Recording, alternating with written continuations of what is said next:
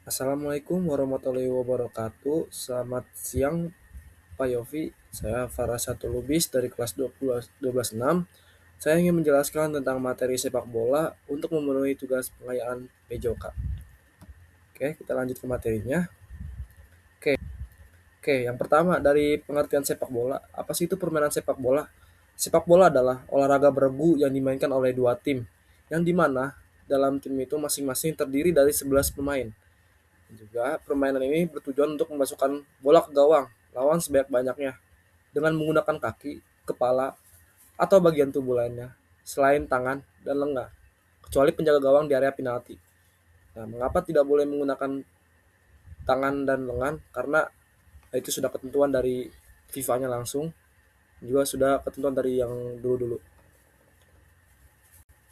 Lalu yang kedua, sejarah singkatnya di mana sepak bola itu sudah berkembang di Inggris pada abad yang ke-19, yang dimana pada tahun 1863 dibentuklah Football Association yang menetapkan aturan resmi permainan sepak bola. Oke, jadi uh, semuanya itu bermula dari Inggris, lalu berkembang pada abad ke-19, lalu pada tahun 1863 dibentuklah suatu asosiasi sepak bola untuk menetapkan aturan resmi permainan sepak bola itu. Dan juga organisasi sepak bola dunia FIFA didirikan pada tahun 1904.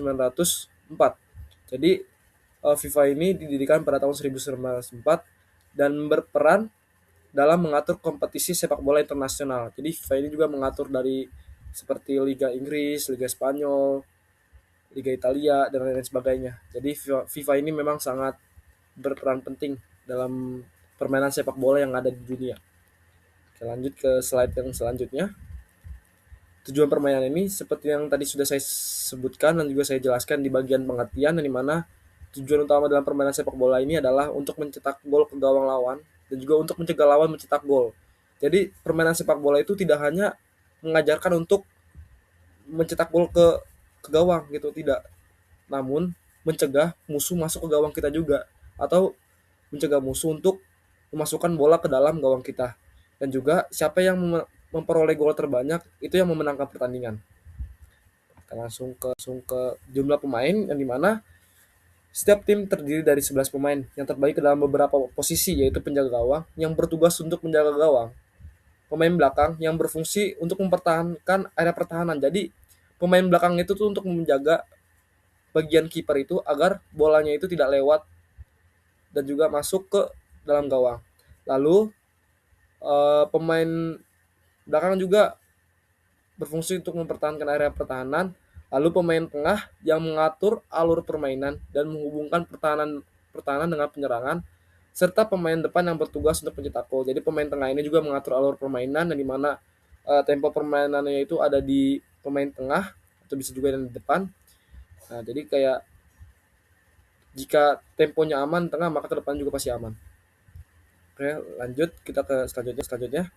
Jadi aturan dasar dalam permainan sepak bola itu apa sih? Jadi pertandingan sepak bola dipimpin oleh seorang wasit dan juga dibantu oleh asisten wasit. Ya, jadi wasit juga punya asisten. Kemudian permainan dimulai dengan tendangan awal dari tengah lapangan. Jadi dari tengah lapangan itu saling passing-passing antar pemain satu dengan pemain yang lainnya. Lalu ini ada peraturannya nih, pemain dilarang menyentuh bola dengan tangan atau lengan. Kalau misalkannya menyentuh bola dengan tangan dan lengan itu dinamakan hand, ada pelanggaran. Kecuali penjaga gawang dalam kotak penalti. Nah, meskipun kiper boleh megang bola, tapi dia nggak boleh megang bola di luar kotak penalti itu. Oke. Lalu di sini ada lagi, pelanggaran dapat dikenai sanksi berupa tendangan bebas, tendangan penalti, kartu kuning atau kartu merah. Oke, jadi misalkan ini kita hand di area kotak penalti, nah maka kita mendapatkan hukuman penalti dan poin dapat dilawan jika itu gol. Dan juga jika kita nge-tackle musuh di area kotak penalti, maka kita akan mendapatkan penalti juga. Dan juga kalau misalkannya kita men-tackle lawan atau mendapat kena hand di luar kotak penalti, maka musuh akan mendapatkan tendangan bebas. Oke, lanjut.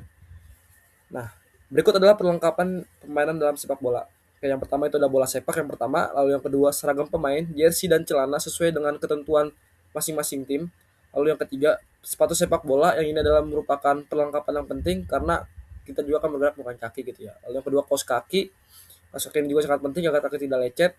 Lalu yang kelima itu ada pelindung tulang kering, shin guard, yang dimana jika kita dalam permainan sepak bola itu suka kena tulang-tulang kering lawan atau juga suka di-tackle lawan. Jadi fungsinya pelindung tulang kering ini agar mencegah terjadinya cedera yang parah atau mengurangi risiko cedera yang parah. Lalu yang keenam ada sarung tangan penjaga gawang. Yang ketujuh peluit, itu yang akan digunakan oleh wasit. Yang kedelapan kartu wasit kuning dan merah, itu wasit. Lalu yang kesembilan ada gawang. Yang ke-10 jaring gawang. Oke, kita lanjut. Ukuran lapangan. Lapangan sepak bola berbentuk persegi panjang dengan panjang sekitar 90 sampai 120 meter dan lebar 45 sampai 90 meter. Jadi ukurannya itu sekitar 90 sampai 120 meter dengan panjangnya. Lalu lebarnya itu bisa 45 sampai 90 meter. Lalu gawang berada di tengah garis gawang dengan ukuran lebar 7,32 meter dan tinggi 2,44 meter. Lalu apa sih teknik dasar dalam permainan sepak bola? Teknik dasar dalam permainan sepak bola meliputi menendang bola, passing dan shooting. Jadi dalam permainan sepak bola itu kita itu harus menguasai yang namanya menendang bola, passing dan shooting. Ini adalah satu teknik dasarnya dalam permainan sepak bola. Untuk mencetak poin atau untuk mengatur strategi kita harus bisa passing dan juga shooting. Lalu mengontrol bola, kontrol. Yang dimana permainan sepak bola itu mengajarkan kita untuk mengontrol bola. Jadi agar kita bisa membawa bola dengan kaki kita itu dengan baik, dengan lancar, tanpa kesusahan gitu. Seperti pada umumnya mungkin orang awam dalam mengontrol bola itu jelek sekali karena mereka tidak bisa atau tidak terbiasa dalam mengontrol bola. Lalu yang ketiga ini ada menggiring bola, dribbling, yang dimana seperti gocek-gocek musuh, itu namanya menggiring bola agar kita bisa menghindari musuh dengan kaki kita agar bola kita tidak mudah direbut lawan. Itu fungsinya menggiring bola, dribbling. Jika kita mempunyai dribbling dengan baik, maka kita bisa melewati musuh dengan baik juga. Lalu yang keempat ini ada menyundul, hidik, di mana dalam teknik sepak bola ini kita bisa mencetak gol tidak hanya dengan menggunakan kaki, tapi juga bisa dengan menggunakan kepala dalam cetak poinnya. Lalu bisa juga ini dengan merebut bola dari lawan di tackling, di mana dalam syarat tackle ini juga kita harus bisa bersih, yang dimana kita nge-tackle lawan tuh harus persis ke bolanya agar kita tidak mendapatkan fouling sehingga kita bisa bermain dengan baik atau bisa melewati lawan dengan baik tanpa terkena pelanggaran. Oke, untuk slide selanjutnya ya. Durasi permainan. Pertandingan sepak bola berlangsung selama 2 babak masing-masing 45 menit. Jadi dalam satu babak itu 45 menit belum dengan tambahan waktu, itu sesuai dengan keputusan wasit dan juga sesuai dengan kondisi pertandingan. Oke, dan juga untuk babak selanjutnya juga 45 menit tergantung wasit mau berapa diberikan pertambahan waktunya. Itu sesuai dengan kondisi pertandingan juga sesuai dengan keputusan wasit. Lalu, apa sih kesimpulan dari permainan sepak bola ini? Sepak bola adalah permainan berebu yang bertujuan untuk mencetak gol dengan kerjasama tim. Jadi sepak bola ini mengajarkan kita untuk kerjasama, bukan individu. Sama saja kalau kita bermain individu, kita tidak akan bisa mencetak gol. Itu teman-teman. Jadi penting sekali kerjasama dalam permainan sepak bola. Jika tidak ada kerjasama, maka tidak akan terbentuk yang namanya tim. Lalu pembagian posisi yang jelas, yang dimana kita bisa menjalankan job desk kita dengan baik dalam permainan sepak bola. Contohnya seperti striker, dia tahu job desk dia apa dengan menyerang musuh. Lalu back, dia tahu job desk desknya sebagai back itu apa, mempertahankan pertahanan kita jangan sampai bola lewat, dan juga bisa mengatur offside-nya. Lalu gelandang yang mengatur permainan, yang bisa maju mundur ke depan ke belakang agar tempo permainan itu bisa berjalan dengan lancar. Serta penggunaan perlengkapan yang sesuai. Dalam permainan sepak bola itu tidak boleh menggunakan aksesoris yang berlebih agar tidak membahayakan diri sendiri dan juga orang lain. Sekaligus menanamkan nilai sportivitas dalam disiplin dalam permainan sepak bola itu sangat penting juga. Mengapa demikian?